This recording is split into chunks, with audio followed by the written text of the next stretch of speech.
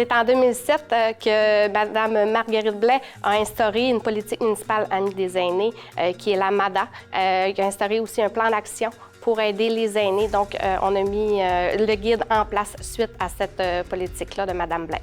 La municipalité a un comité avec les membres de la MADA. Il y a environ 6 personnes là, à l'intérieur du comité qui mettent en place justement là, des stratégies là, suite à la demande de la nouvelle politique pour la MADA. C'est la MADA qui a préparé le guide des services et on l'a préparé pour les personnes de 55 ans et plus. On s'est dit qu'il y avait des besoins.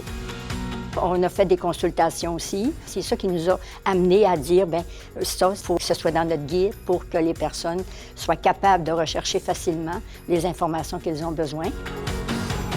À l'intérieur de notre guide, il y a les services, tous les services qui sont offerts.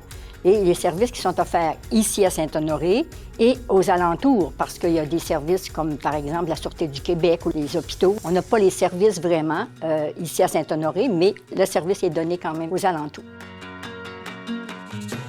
Le 1er octobre 2024, on a présenté notre guide. Et puis après, il a été distribué dans des associations où les membres en faisaient la demande. On ne veut pas le lancer à tout vent. On veut que le guide soit pour des personnes qui en ont besoin.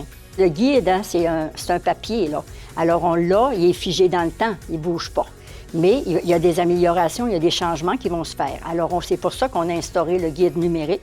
Et là, les changements vont se faire régulièrement. S'il y a des petites informations qui ne sont plus bonnes dans notre guide, à ce moment-là, bien, il va être ajusté tout le temps. Alors, il va toujours être accessible sur le site de la Ville. C'est un service de première ligne, dans le fond. Il faut l'avoir pas très loin.